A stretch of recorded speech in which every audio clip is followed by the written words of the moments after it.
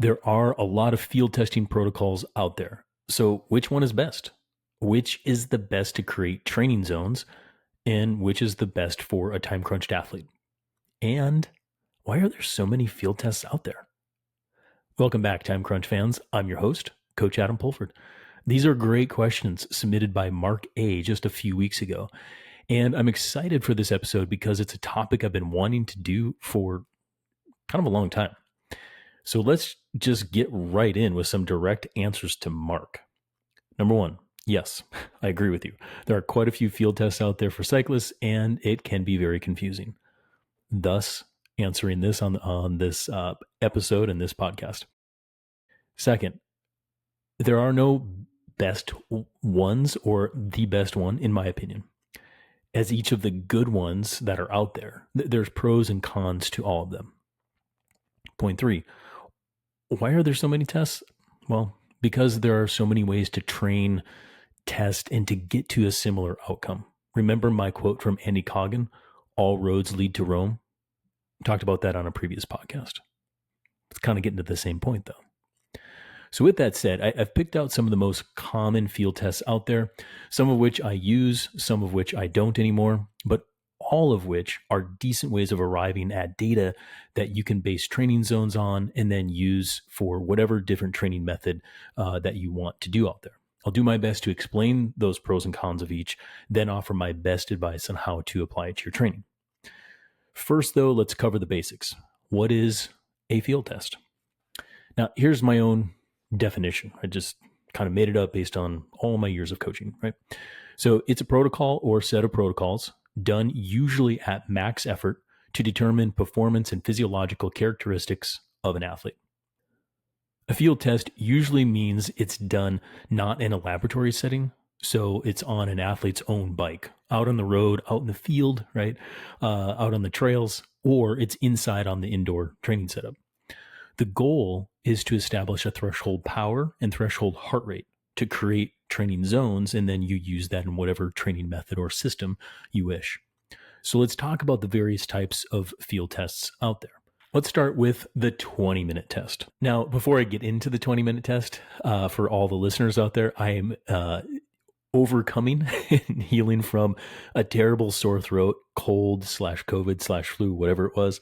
So please bear with me. So I'm relying upon Ruddy, my editor and producer here, to make me sound as good as possible. But as my voice is cracking here, I am noticing that, the remnants of the sickness is still there. So please bear with me on that. Okay, let's talk about the 20-minute test. This is a pretty popular field test in North America, as well as in the literature. Think Training Peaks, think Andy Coggan, in that sort of genre. Okay, the pros of this 20-minute test is it's excellent. It's an excellent test for approximating FTP and establishing training zones. It requires pacing, and I think that that's a pro because it makes you pace well over time. We'll talk about how to do it here briefly in just a second, but that requires a pacing. That's really important for development as a cyclist and as an athlete, because learning how to pace over 20 minutes at maximum effort, there's a lot of benefit that goes on with that. Additionally, that requirement of the pacing ensures a good test and then a good data outcome. So that's the pro of it. Now, the cons are it's misunderstood. I'm going to unpack that here in a second. And one of the cons is it requires pacing. So you actually have to think about it. And sometimes if you haven't done a 20-minute all-out effort, it's daunting, right? And if you haven't done it, you need to do it a few times before you actually get good at it. Okay, so before you get good data from it, you need to practice it a few times. So that could be a con as well as a pro, like I talked about. So how do you do it? Well, just short bullet points. And I've got links to all of this, by the way. So if you're looking how to do a field test or some of these different field tests, I've linked all of these. So go to our landing page, check it out, go to the Apple Podcasts main page. I've got links to it all there. But here's how to do this one. You warm up however you warm up. Easy endurance, couple openers. Then you do a 5-minute time trial at a 9 to 10 out of 10. Okay. This is the part that's misunderstood about the 20-minute test originally designed by Andy Coggan. it starts with a 5-minute all-out effort, and that's to blow off some of the anaerobic power contribution that could go into the 20-minute. So it's kind of pre-fatiguing you in a way to set you up for a good 20-minute effort that will then be the data needed to determine the FTP. Okay, so you warm up, you do the 5-minute all out, you take recovery, which basically is going to be anywhere between 10 and 15 minutes. I usually do 3 minutes at zone 1, so super easy coasting spinning, and then 8 to 10 minutes at zone 2 endurance, but on the low end of it. Then I get into the 20-minute time trial. 20-minute time trial should be evenly paced over that 20 minutes, kind of in that 9 going on 10 out of 10 and finish out of 10 out of 10. Okay, so it's a maximum effort for full 20 minutes. What do you do then? After the field test, you look at the data, you take the highest average power for the full 20 minutes and multiply that by 95%. That number that you get, that is your FTP. You can then take that number and put it into different calculators or different systems to create training zones. So for example, if you're using Training Peaks and you use the Coggan calculator or the CTS calculator, use that same FTP to generate the training zones. Okay, that is your threshold or your functional threshold power. Okay, you can take your highest average heart rate from that, and that is your threshold heart rate.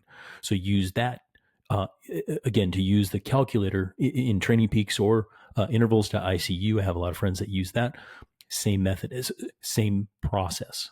So long as you're using any method of determining a training zone that is using threshold-based power and heart rate. Okay, so this field test determines those thresholds, and then you can plug that into whatever system you want.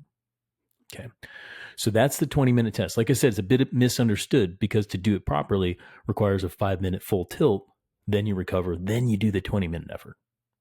Okay, so just note that. A lot of people think it's just 20 minutes. So part of the process of doing this podcast was to bring light back to that as well on how to do it properly. Okay, next is the ramp test. Okay, this one's pretty popular because some of the pros, it's very short, could be anywhere between 5 and 20 minutes for the whole test. Logistically, it's pretty easy because you don't really have to think or pace. Typically, you're going to do this in a system where the effort will be generated for you. Okay, I'll explain that here in a second. The cons of this, my opinion, is that it tends to and usually overestimates FTP, basically by overestimating your maximum aerobic power. Okay, because that's the number it gets, and then it generates FTP based on that. Again, in my opinion, as well as some other stuff that I read.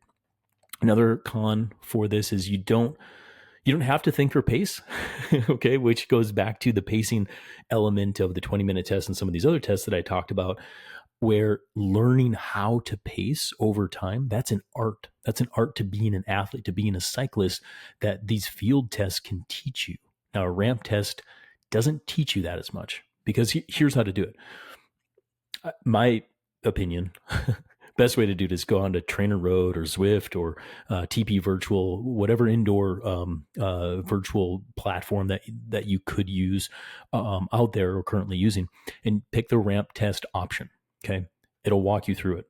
Okay, you start super easy, you progressively ramp or build over time. It'll bring you up to a maximum effort. It'll bring you to exhaustion. Okay, once you can't pedal anymore, you're done. All right, so it's very, like I said, some of the pros around it is logistically it's easy. It's kind of like ones and zeros. You know, you're going, and then you don't anymore. Okay, so that is the process of doing it. Okay, what you then get from that is when you do it on these platforms that guide you through it, you're going to automatically get an FTP generator from that.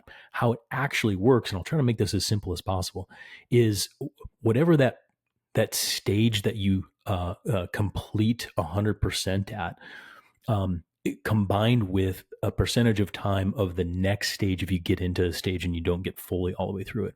Essentially, you generate a maximum aerobic power. And what the system then does is it takes about 75% of that.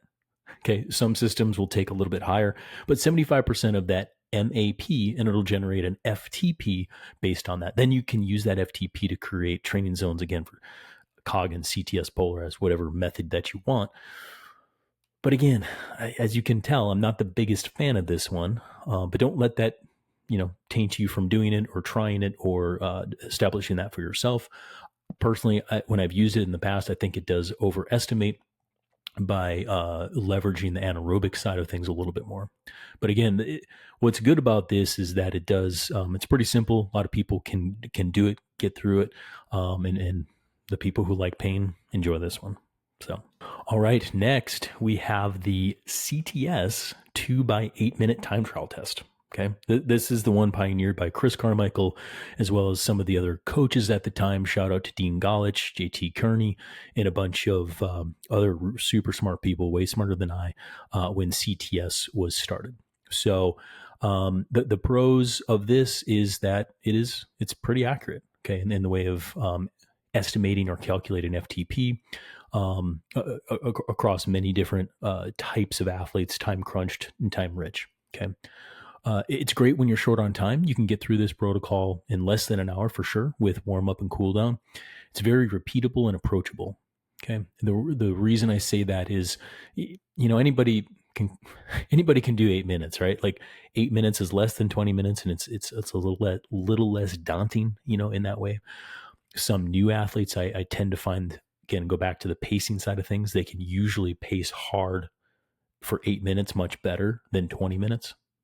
And also, if you're doing this outside, finding an 8 minute stretch of road that's quiet, away from traffic and lights and things like this, it's much more repeatable than a 20-minute stretch of road, just simply because it's shorter.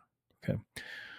Now, the cons, sometimes it may overestimate slightly for some people, but I think that's usually when someone does it for the first time and maybe they just blow it out of the water on the first one, and then the second one they kind of suffer. Okay, so I'll get into some nuances of that later, but overall, if I find this one pretty darn accurate for most people. Any other con? Well, it's hard, but that goes for all these field tests. We're going max effort, so it is hard. How best we do this one? You warm up, you get after it, and you don't overthink it. Okay. You warm up however you do. Endurance, couple openers, easy spinning. Then you do the first 8 minute time trial. You start at a 9 to almost 10 out of 10, and then you finish at a 10. Give a full effort. Okay. Recover for 10 minutes, just, easy spinning, gradually kind of like build up. Then you do it again. You want to do 2 efforts. Okay. You then take the highest average power for your 8 minute effort, and then you multiply by 90%. This will give you your FTP, and then you plug it into whatever calculator you want. If you're calculating your threshold heart rate based on this, is you take your average heart rate for the full 8 minutes and multiply that by 93%. That gives you your threshold heart rate, plug it into all the calculators, create your training zones, and away you go.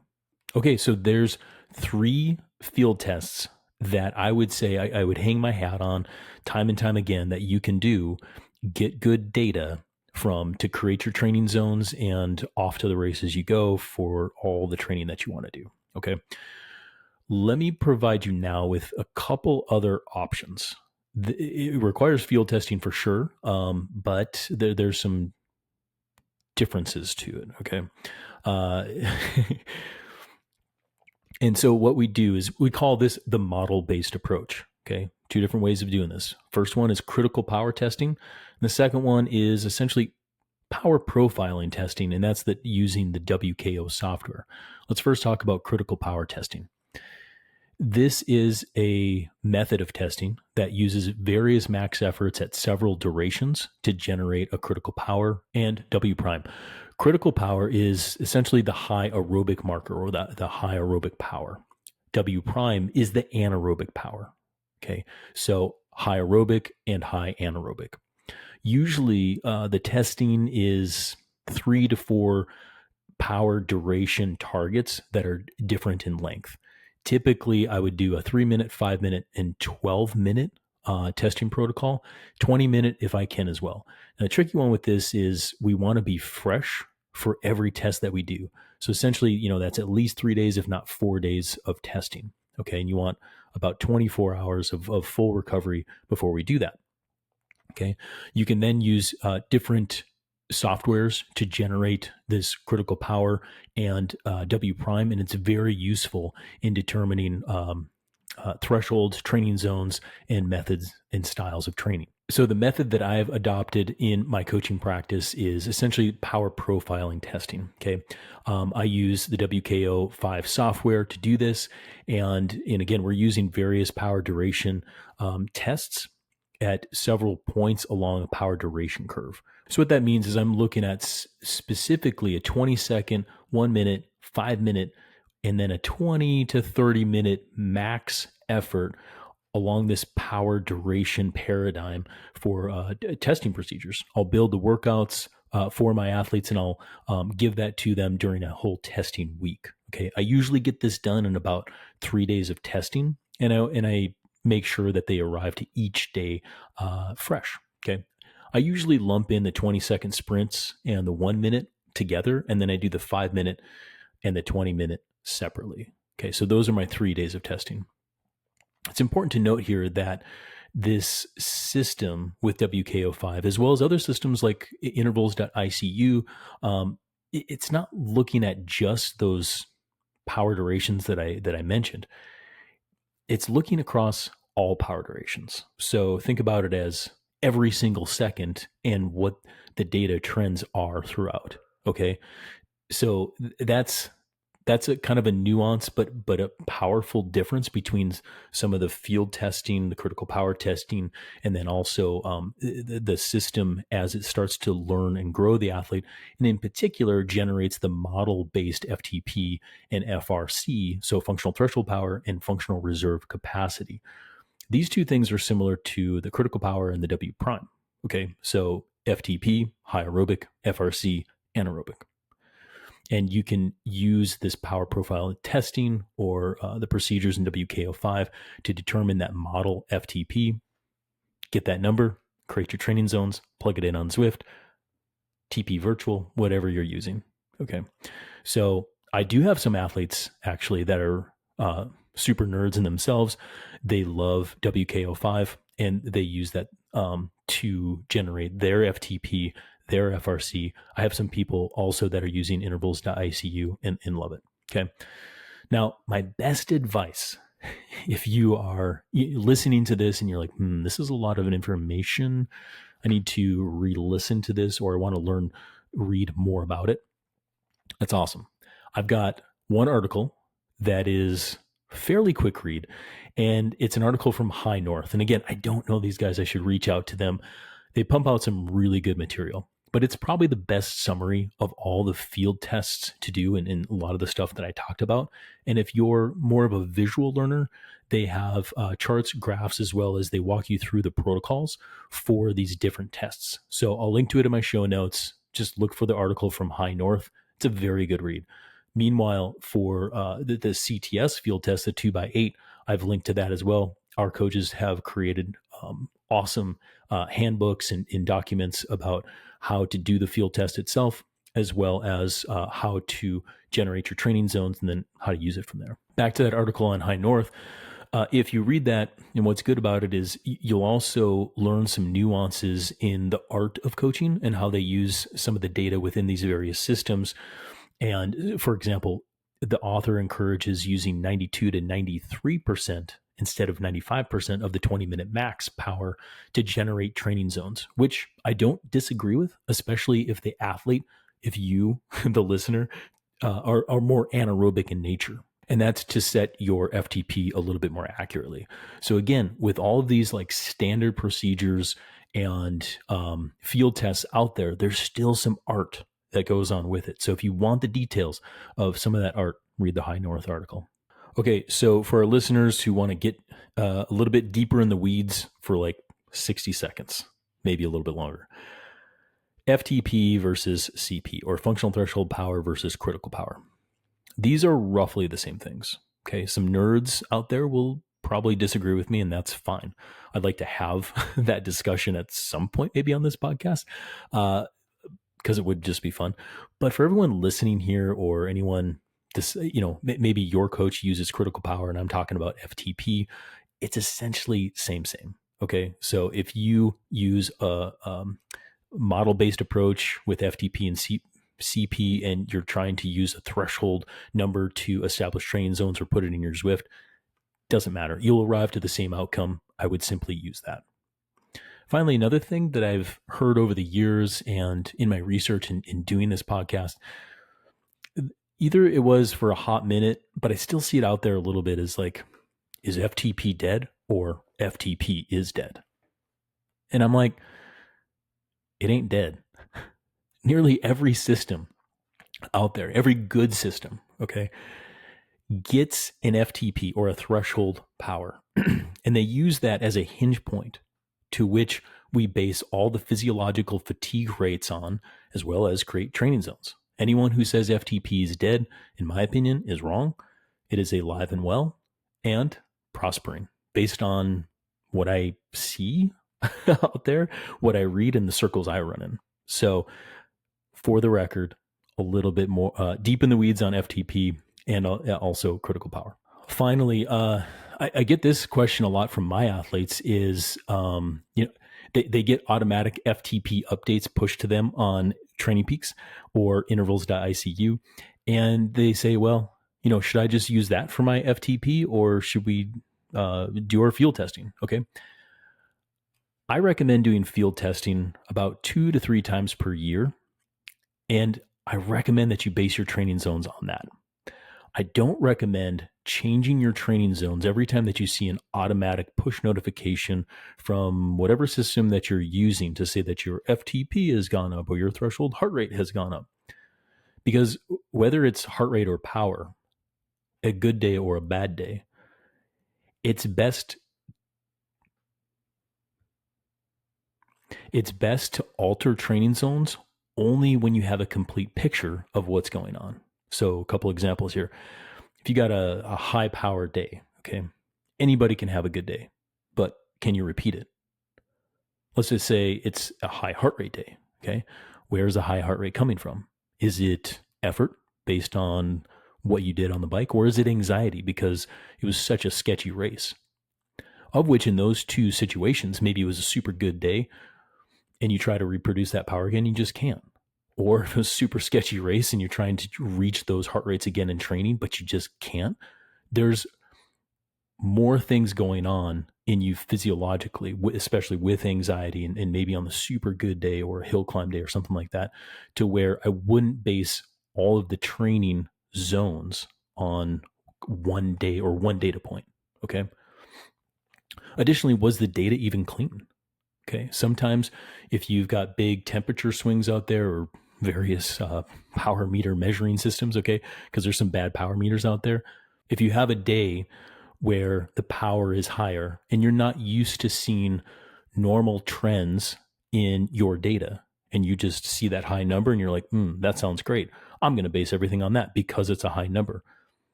You're not going to set yourself up for success. So again, you are better off creating and adjusting your training zones based on field testing, in my opinion. Now, if you see something, in a race, say, for example, one of my athletes, they'll go out and they'll race, we'll see some good power numbers. I'll try to repeat that again in training before I change anything. Okay. And that's my personal opinion. Okay. So let's wrap this thing up. Here's my final word on testing. I want everybody to keep in mind that the first time you do anything, including a field test or some sort of protocol, there's a learning curve to it. So first time you do it, you're gathering data, but you're also learning how to pace yourself. Like I said, how to dose yourself, if you're doing the 2x8 minute, right? How to dose yourself on each one, how to recover in between. Okay. So if you find that the numbers look a little high, or maybe they look a little low relative to what you've been seeing in training data itself, maybe you just freshen up and test again. Okay. Or you do a verification workout. What the heck is that? Well, I plan on doing another episode here soon talking about establishing training zones, doing some verification workouts. Just know that you are not as good as your first or your last field test. Okay. And it's okay to test again, either soon or maybe in 6 to 8 weeks, especially if you're new to the testing game. Okay. So just know that there's a learning curve to some of this field testing. Additionally, I typically suggest using the same test in the same way, on the same course, or on the same indoor setup time and time and time again. We want to compare apples to apples. Okay. You want to limit variability so that we can see and track progress very granularly. Okay. So even with seasoned athletes, I'm only going to test them 2 to 3 times per year, but I'm going to use the same hill climb. I'm going to use the same course. I'm going to use the same setup. I'm going to use the same power meter. Why? Because those small changes, right, in performance, we want to see those, and that's awesome.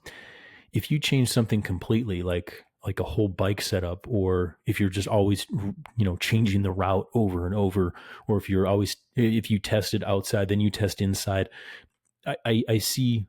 So those variables can change that power output quite a bit. Think about the power that you can produce on a hill versus the power that you can produce on flat versus the power that you can produce inside.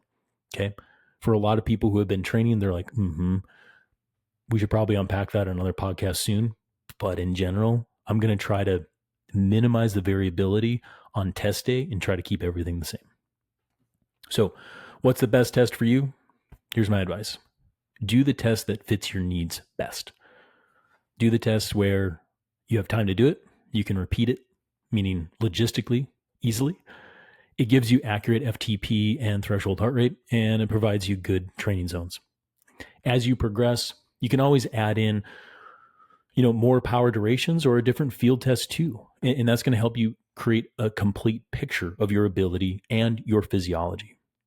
If you're racing and you're doing events and you want to become a better all-around athlete versus, say, just a hill climber or just a sprinter, I suggest testing more than just one power duration. So rather than just doing a 20-minute effort, do a sprint, do the 1 minute. And if you're going to do the 20-minute effort, remember you have to do the 5 minute before.